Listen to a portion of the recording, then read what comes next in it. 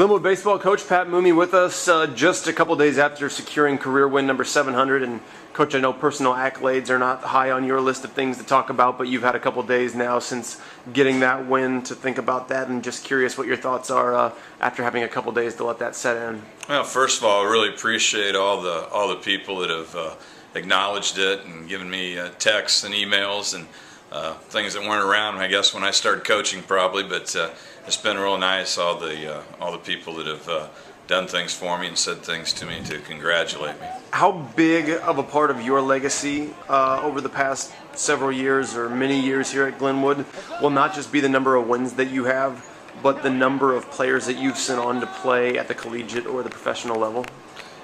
Yeah, well, I think our program has been good in terms of doing that. I mean, we've had a lot of people go on to play college baseball, but I think we've just had a lot of kids that have had fun playing baseball, and I'm a firm believer that you learn a lot of life lessons when you're playing any sport, any season you go through. It's a lot of the things that happen in life. You have good moments, you have bad moments, and you have to learn how to deal with it. And I think we've done that pretty well over the years. And not only the kids, the coaches, but I think the parents are still the number one when it comes to that, when kids give kids values, and we just kind of reinforce that. When you start, is 700 or 600 or 500 for that matter even on your radar?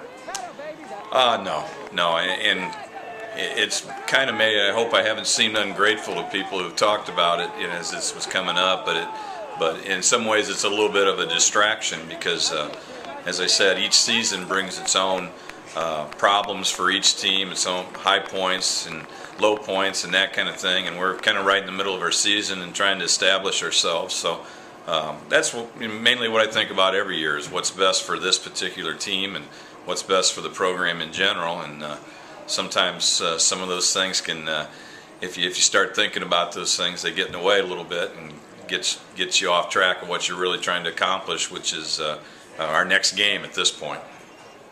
Of all the wins, I'm sure the milestones stand out, if for no other reason because you have a microphone in your face after every one of them. I know the state championship games are probably at the top of the list, but are there any other wins or any other games that stand out for you along the way that you're always going to remember?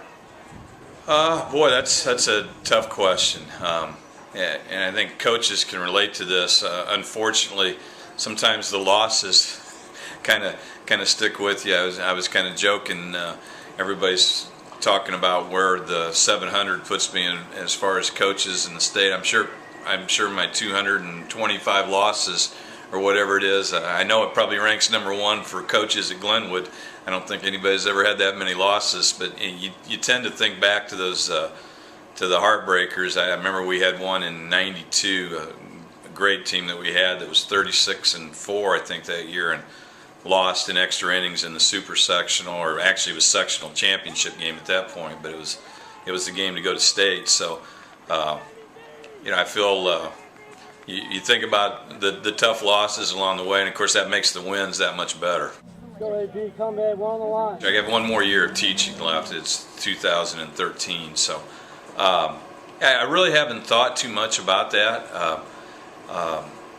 We'll just see what comes. As I said, I kind of like to take things a game at a time, a season at a time anyway, so that seems like a long way off right now. So that's something, I don't know what their decision would be. I think we've had some coaches do that in the past, have retired and continue to coach, and I would like to keep coaching, I think, in some capacity. I don't know if the head baseball position is one that I'd want to keep doing, but I'd like to keep coaching in some aspect, but we'll just cross that bridge when we come to it.